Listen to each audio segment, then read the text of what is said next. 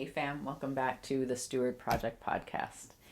Thank you so much for joining me and rejoining the podcast for those of you who were members or listened or subscribers in the past and then hung out with me for the 3 years where I was not podcasting at all because I was a school social worker in the midst of a pandemic. I am back on the podcast and recording some videos for you all. Hopefully the video quality will get better as I go, and I'm just kind of learning as I go as well. I just decided this is one thing I need to just start doing, and I'll figure it out as I go. So thank you for bearing with me. But for those of you who listened to my last episode, my first one back, episode 20, I just want to expand on the piece about where students are now after the pandemic. I've been a social worker for 20 plus years. I've been in schools as a social worker for the last 17. And of the last 7 years, I've been an actual school social worker as my job title. Other jobs, I was a public information officer or assessment coordinator, and I was certainly using my social work skills because we got it like that. In the last 7 years, however, my job has been purely social work and engaging with students, and that's been wonderful. And then we had a pandemic. So I want to chat a little bit with y'all about what I'm seeing in schools right now, what I'm seeing among students, both the benefits, some of the successes, and the challenges that I'm seeing. And I want to talk, of course, with nuance, because you know how that's how I do, about the impacts of the pandemic, the impacts of quarantine, impacts of our news media on students and their well-being, and kind of where I see things moving. I will do another episode on helpers, healers, and changemakers and how we're faring through the pandemic and what the consequences and the challenges have been for us. But this episode is purely focused on our students. So as you know, March 2020 was D-Day, and that was the period of time where we were not quite sure what COVID was. We were still figuring it out, but we knew we had to close schools or at least get people out of being in close quarters with each other. Since then, of course, we had a period of time for some districts, depending on where you were in the United States, what state you were in, what school district you were in. Some people went to quarantining for a full school year. Some people quarantined for half a school year and then tried to figure out how to come back. And others never quarantined. I'm sure there will be some comparative studies among the students for academic challenges based on those who stayed in school and those who didn't. I live in California. We were out of school from March 2020 till about August of 2021. Is that accurate? Yeah. I'm thinking school years, not calendar years, right? So March of 2020, which was the end of the 1920 school year. Then we had the 2021 school year from August 2020 to June of 2021. And then we came back in August of 2021 for the 21-22 school year. We are currently in the 22-23 school year as I record this podcast. So we're technically 2 years where we've been in school from the year of quarantine. As I shared in the last episode 20, the work I was doing was a lot of home visits to make sure students were engaged online if they weren't showing up on their Chromebook or in class. Some of it was just a quick, hey, you got to turn your computer on so we know you are alive and you're well. And others were, this family has moved because the dad lost his job, mom got sick, and they can't afford to live here anymore. I was doing a lot of connecting with families and realizing for some of them, their livelihoods were gone and were not coming back. Some of the service industries that were cut and have never really made a full recovery, or others that took a long time to recover because during that quarantine period, they were not allowed to be in service, whether it was nail techs, hair salons, tattoo artists, fast food even, a lot of that was kind of pulled back. There was grocery delivery and things like that. So people were still working, but shifts were cut so that fewer people were working at the same time. So the immediate impact to students was loss of school, right? Loss of community, because that's what school is for a lot of kids. Loss of the activities that they would do. So if a kid was involved in sports or other athletics, band, a debate team even, right? Any of the clubs that kids would normally stay after school to be involved in, those were all gone. So the immediate loss of that peer connection. That one is a big one that I'm still seeing the repercussions of 2 years out. And I think we're going to see the repercussions of that peer engagement being gone for a lot of kids during a very critical developmental stage. What I'm noticing is the kids who were in their 4th through 9th grade year, those kids I think we need to watch, because that is going to be the age group of kids that I think missed that main peer-to-peer coordination and peer-to-peer connection during the quarantine. Now, I am very aware of parents who got groups of students together, groups of young kids together to make sure that they were getting that peer-to-peer connection. Awesome job for those of you parents who were able to do that. For some of you, even if you had the ability to do that, it wasn't safe given COVID and the health issues. So I want to acknowledge that as well. I think now that we're out of it, we forget how serious the health matters were, and that there was a period of time where the hospital beds were full and nobody could get treatment. And that's partly why schools shut down and the larger things shut down, so that the hospitals had some time to breathe and recoup. That didn't happen for a long time. So I think it's important for us to note that kids lost that developmental stage. All right. So what I'm seeing now as a result of that loss of peer connection, just pure peer connection. I'm not even getting to academics yet. Kids were stuck at home with their parents. If you're a solo kid, right? If you're a single kiddo, you didn't have siblings to be around. If you were at home and your parents were in any of the helping fields, you were home alone probably while your parents were actually out of the house working. For those of you whose parents got to stay home, and I say got to, not that it was a privilege, but there were people that didn't get to stay home or didn't get to quarantine because they were the ones serving the rest of our communities and our society. So the reality is, those of you who got to stay home and stay safe, you still were working from home and having to navigate keeping your kids engaged in school while you were trying to work and bring money in. So for a lot of kids, they were home, and even if they were with family and siblings, they were often unattended or alone or doing their own thing.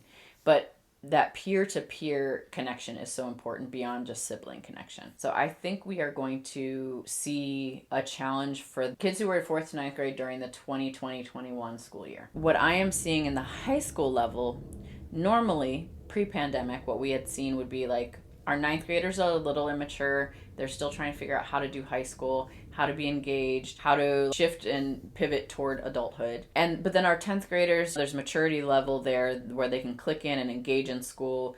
Peer connections are a little stronger, a little more mature. What we're seeing now, post-pandemic, is our 9th graders are very, very immature. So are our 10th graders and some of our 11th graders. So what that means for those of us who work in schools is the behavior issues are exacerbated, and the behavior issues, they move beyond the normal groups of students that we see behavioral issues from. And I do not mean that by race or income level or gender even. We are seeing it across the board that our kids are less mature because they miss that really integral peer engagement piece of development. We are seeing a lot of relationship issues. And what I mean by that is kind of toxic relationships, whether it's same sex, like boys that are friends or girls that are friends, or if it's opposite sexual relationship or same sex relationship. What we're seeing is a little bit more toxicity in those relationships, where it's very much, any argument is seen as the end of the relationship, the end of the world. You're a bad person. I don't want to be with you. Whereas before it would be like, oh, we broke up. I'm a little bit sad. I want to talk about it. Now, what we're seeing is when there's a breakup of a friendship or a partnership, the kids are suicidal. They don't know how to behave. They don't know how to re-engage. They don't know how to pull back and see, oh, is it something I'm contributing? Is it something they're doing? Like, again, that insight and that peer connection and development is non-existent. So we're seeing a lot of kids with suicidal ideation because of a relationship breakup. It's the end of the world because that person doesn't want me anymore. We're also seeing, like I mentioned, in peer-to-peer, non-intimate or non-sexual relationships, groups of kids don't know how to interact with each other. So when there's a rupture in that group system, they don't know how to repair it. So it's kind of we're seeing groups of students who were friends in elementary or middle school just kind of blow up and move apart. And then those groups that are blowing up and moving apart are finding each other, and it's just kind of an interesting movement of friendships and relationships and how young people are navigating them differently than they used to. The other piece that we are seeing is, and this is interesting, and I'm not even touching the academics yet. I'm still talking about the social emotional piece. What we need to understand is our kids' emotional lives are very vital to their academic and their educational lives. If you are emotionally regulated, you can receive information and learn in a different way than if you are sitting in a classroom in a fight or flight mode. Fight, flight, freeze, flirt, flop, faint, whatever F you want to use. But a regulated nervous system is what kids need to be able to learn. We have to recognize that the pandemic and all the chaos around it, if kids were watching the news, if they were paying attention to any of the political commentary, if they were on social media, that fear that was kind of brought about by being in a pandemic really pushed us into fight or flight mode individually. So individual nervous systems were in that sense of like, oh my gosh, what's happening? I don't know what's going on. I'm in fear. And when a body or a nervous system is in fear or is thinking they have to fight for their life, right? Some people were feeling that way. Some people were feeling the need to flee as well, right? I can't stay here. I can't be in the house all day. I have to move to a different state that doesn't have these requirements. That's individual choice. That's great. But we have to all recognize that this pandemic dysregulated nervous systems. And we are seeing still the impacts of that in schools. We are seeing kids who have high anxiety. We are seeing kids with severe depression. We are seeing kids who are now being diagnosed maybe a little earlier than they would have otherwise with psychosis or bipolar disorder. It's very interesting for me when I talk to the students about these diagnoses or about these experiences that they're having emotionally. And I can tell you guys, our kids are having an existential crisis. They watched us adults not know what the hell we were doing. They watch us adults begin to infight with each other about the vaccine, about is COVID even real? Where did it come from? Are these vaccines legitimate? Are they poisonous? All the nonsense that was out there. And again, hindsight 2020, we know what was real and what wasn't. But for some kids, what they saw was a bunch of adults without any clue about what's going on. And that really pulled the carpet out from under a lot of them, where they said, wait, if the adults don't know what the fuck is going on, what does that mean for me and what does that mean for my future? This was happening a little bit before the pandemic because I noticed that kids were paying attention politically to the fact that, we don't, as adults, we're not doing a lot for climate change, and they noticed that we're not, and they're kind of concerned that that is going to impact them. I have kids who do not believe that there will be a future for them. There will not be a planet Earth for them to live on. There will not be breathable air for them to breathe. There will not be drinkable water for them to drink. And it's easy to say, oh, that's silly, that's ridiculous, don't worry. But when they see on the news, oh, there's a train derailment and now the water's poisoned, or the people in Flint still don't actually all have drinkable water, or they live in a town in Pennsylvania where there's something else in the water, so the water's flammable, or whatever it is that they're seeing. They're also seeing politicians poo-poo climate change, and these kids are not stupid. They are paying attention. They are watching us adults. They are listening to the news. They are paying attention, and they are realizing, oh wait, these adults don't know what the fuck they're doing. And some of them who are speaking very confidently also are not competent and don't know what the fuck they're saying. There's an influx of people online who are confident with zero competence. And the challenge is when you feel frightened and when you're in a state of fear, you look for the person who's the least uncertain. You look for someone who is speaking with sincerity and they sound like they know what the hell they're talking about. And right now we are awash in people like that. We have a ton of people with a lot of confidence and zero competent who are speaking to our children about nonsense, mostly, especially these toxic men out there that are capturing a lot of young boys who are disillusioned with the world because they speak confidently, even though they have zero competence. And I think that's the reality that a lot of our kids saw during the pandemic. Social media was flooded by douchebags, quite frankly, talking nonsense. And some of our kids got captured by that. And some of our kids saw it and just noted like, oh, these adults are ridiculous and they don't know what they're talking about. But they're the adults with the loudest platform. And if they don't know what they're talking about, then what hope do we have in the future? So it's another piece of really paying attention to the way kids are talking.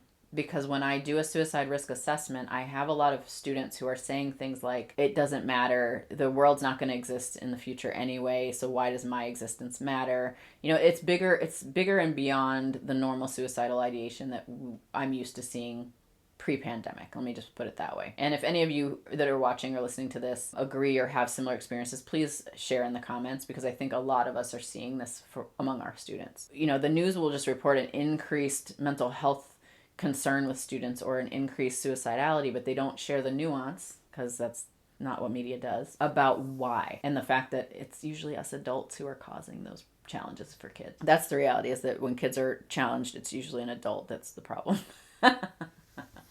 And sometimes it's all of us that are the problem. Anyone who has a teenager knows this.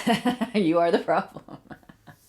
No, but seriously, I am hearing from a lot of kids who are having existential crises at 13, 14, 15, because they do not believe that this earth is going to be habitable for them. And they don't trust that the adults are doing anything about it.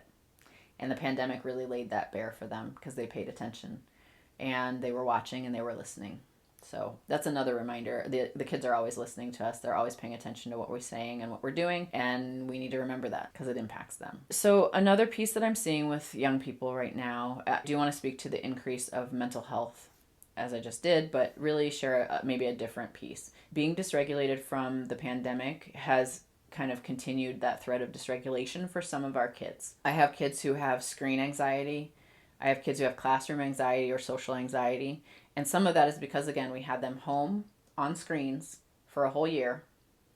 And then we just brought them back to school. Like, hey, we're going to go back to 5 periods or 6 periods or 7 periods a day. Or we're going to go back to full school day, full school year, full school week. We didn't bring them in a dosed way. We didn't bring them in a way that I think would have really preserved some of their social and emotional support. We just kind of said, okay, pandemic's over, you're back to school. And what we didn't do was pay attention to the kids who were really not clicked in when we were online. Now, again, I did a bunch of home visits. I tried to get as many kids engaged as I could. And I'm one person, one social worker in a district full of students. So I was not able to do that on my own. And I did not have a lot of support in helping to do that.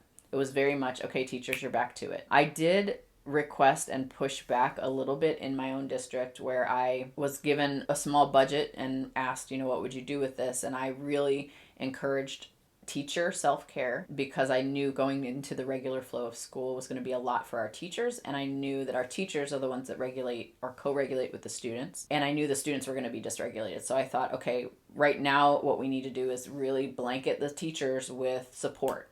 And I don't mean just PD on self-care. That wasn't what I was looking at. But really looking at ways to support teachers, whether that meant providing, childcare support for our teachers who have kids.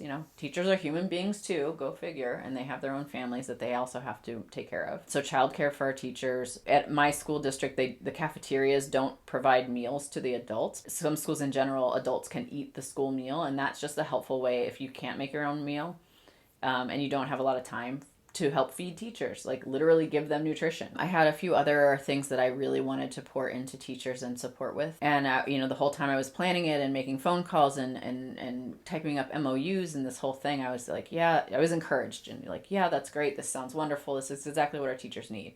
And then I don't know what happened over the summer, but things shifted and magically that money wasn't there because it was being used for other stuff, which sometimes is important, sometimes not. So our teachers didn't get anything.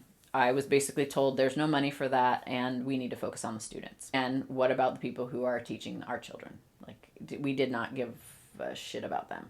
But again, focusing back on students, the challenge is we brought kids back without really thinking about the impacts of the pandemic to teachers, and definitely not thinking about the impact to students of the pandemic. We just assumed, kids are going to be so excited to be back in school. It's going to be great, no problem. And for a majority of kids, that is the case, right? A majority of our kids are fine. They're doing well. They're enjoying being back in school. Awesome. That's great. But there is a larger portion, not larger, but there's a pretty big portion of students who are not doing well. And when I say not doing well, I'm talking about social emotionally. Some of those kids are getting straight A's, and that's great for the academics, and we get to pat ourselves on the back. Yay, go us. But the kids who are not doing well socially and emotionally, Sochmosh is what my husband likes to call that. We didn't really do much for them. Some school districts hired more social workers. Mine did not. I'm still the only social worker in my district. But my district did hire mental health counselors, and that's been a huge support. We have mental health counselors at almost every school, I believe, including 5 of them at the high school. And that is a huge help where we actually have kids getting therapeutic support in schools. Of course, it's only a limited amount of sessions. They can only see a kid for a limited amount of time because it's in school. But that has been a huge help to me as a social worker. It would be even more helpful if my district actually invested in more social workers, but I'm not going to hold my breath for that. I ask for that at every budget round. Every time they ask, like, what do we need? What do we need? You know, I raise my hand and say, maybe more social workers. But that's not something my district wants to invest in right now. That said, we added adult bodies, but we didn't stop anything for the students. It was right back to 7 periods a day. You're moving around. Kids went from being home on screens in their bedroom in their pajamas to now you're at school by 7:30 or 8. You're in classes with multiple kids again. I have a lot of kids who are having trouble processing in classrooms because they were so used to being home alone and being able to focus on the teacher and the screen and not hearing the other kids because the other kids are muted online. And I have kids that are like, it's so loud in my classroom, I can't even think. And I'm like, oh, does your teacher play music? Is it, what's loud? And they're like, no, just the other kids. And I had one student, I was like, is it loud when the kids are like talking and, there's group work in class? And he goes, no, it's just they're breathing. Like, it's just a lot of people breathing. I was like, oh, yeah, okay. But, that's the reality is these kids were home. Other kids were muted. So you couldn't really hear anything else other than your teacher talking to you. And yes, you had other distractions in your room, but when you were on the screen, your teacher was pretty big in view. You could, turn the volume up if you needed to. You could record so you could see the lesson later. I had some kids that thrived when we were in the pandemic and quarantine because they were able to kind of shut out the other noise. Then when they came back into person, having 28 other kids in the classroom was a bit too much for them. The other piece for kids was I heard from kids, we started on a Tuesday.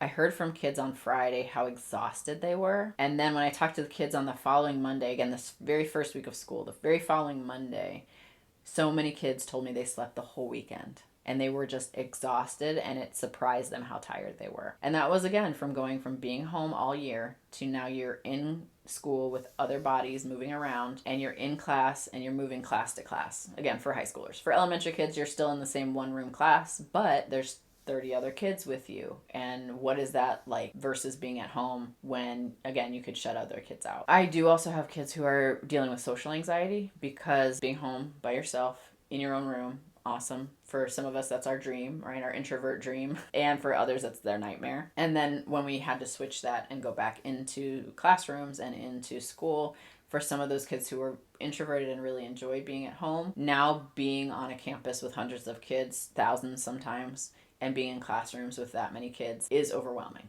So I have students who, and they'll explain to me that they kind of sit in class in a freeze response, where they're sitting, their bodies feel really heavy, and all they can hear, the teacher just sounds like a Charlie Brown, like womp, womp, womp, womp. They feel like they're dissociating. I have a lot of kids telling me that word specifically, I am dissociating, or I've dissociated, and I am amazed at how many kids know that word and know the proper use of it, and are sharing that dissociation with me. But they'll say, like, I sit in class, I feel really heavy, I can't talk, I can't really hear the teacher, I kind of zone out, I dissociate because that's the only way to like be in my body. And then the teacher will call on me, and then I have to kind of come to and scramble for an answer or just say I don't know.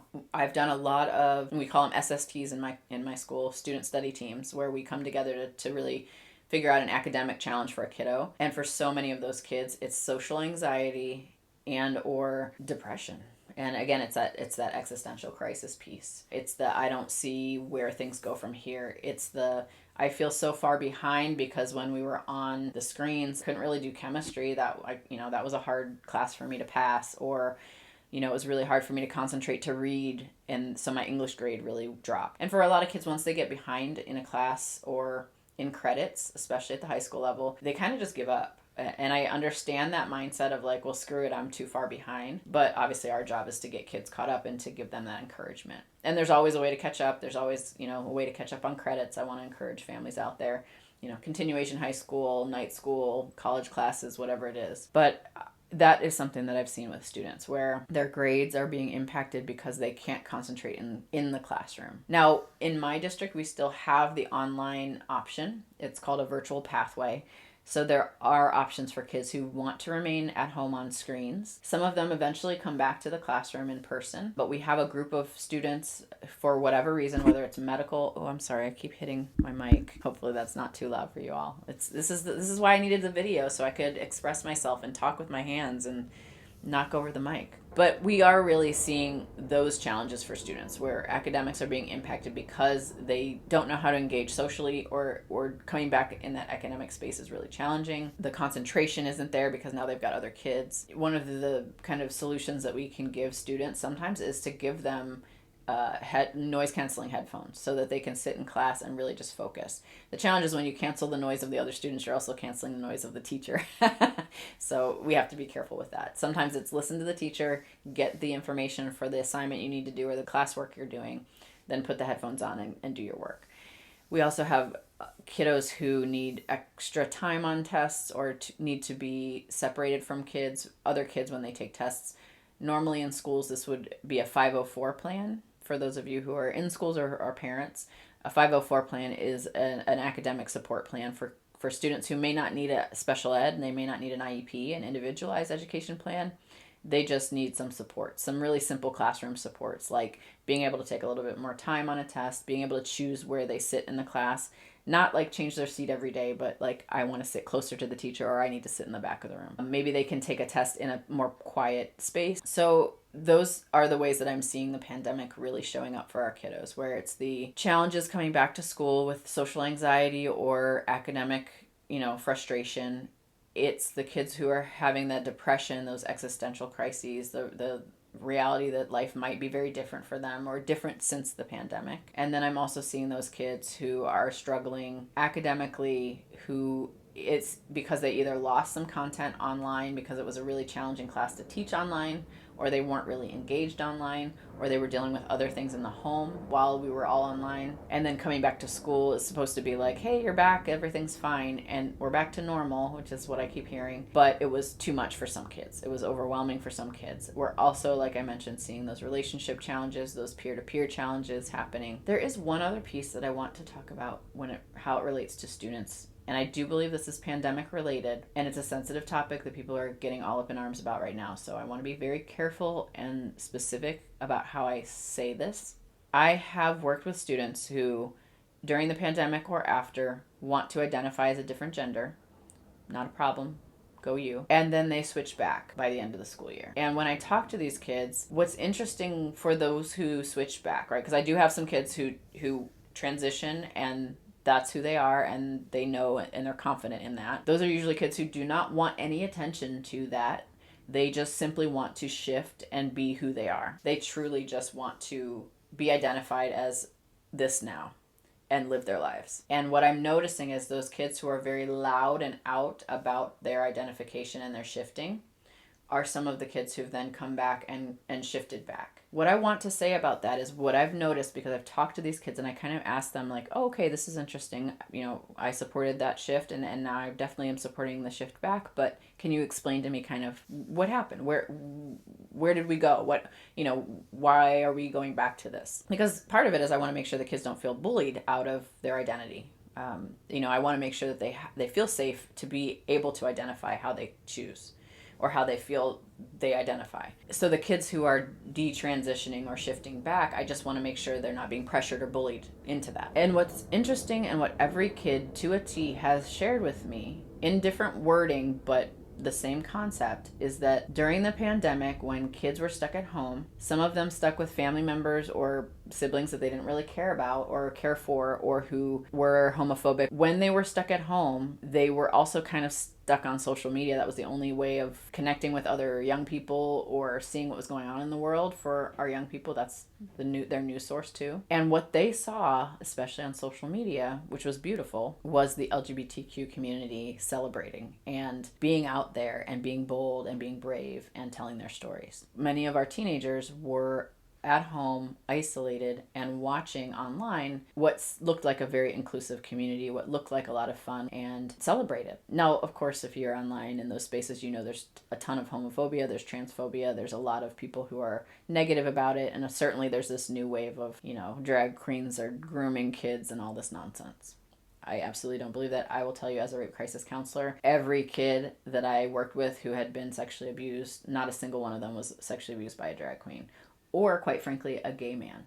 They were all heterosexual men or heterosexual women who were sexually abusing kids. So that groomer bullshit, no. That said, these kids found community in the LGBTQ community online, which is a beautiful thing. And what that meant for many of them is like, oh, well, if I feel like this when I'm home in this environment and in this identity, but when I look on social media and I see the LGBTQ community and there's so much love and joy and acceptance, I want to be part of that community. And that might mean the only way for me to be part of that community is if I identify differently. What I've also seen is kids who, because of the public discourse on this, confuse gender and sexuality. So I will have maybe a girl who potentially would identify as a lesbian, but because of the confusion between sex and gender, thinks that she needs to identify as a man or a male to be able to date women, if that makes sense. So it's kind of kids still stuck in a binary that they're trying to understand and then kind of transposing sex and gender.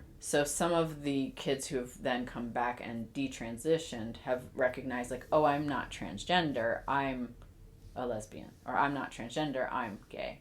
Or I'm not transgender, I'm bisexual. Or I'm not transgender, I'm actually gender fluid. So it's been interesting to see those transitions. And I don't think it's a bad thing. It's something that I've come across and I think is very interesting. So kudos to the LGBT community online for creating that inclusive space and that community that kids wanted to be part of. And even cisgendered straight kids wanted to be part of. I think it's a beautiful thing. And it's been interesting nuance of teasing that out for the students that I serve. Because like I said, I do have students who absolutely are trans or absolutely are lesbian or gay or bisexual. And then I have kids who are straight cisgender kiddos who kind of dabbled in that a little bit and then came back. And all of it is beautiful and wonderful, and I will protect it all. So that's another piece that I just thought was interesting from the pandemic, specifically, that kids were stuck at home and what they saw online for community was our LGBTQI folks. So thank you all in the community who have been online and brave enough to share your stories, because that actually has been helping not just LGBTQI kiddos, but also our cisgender hetero kids.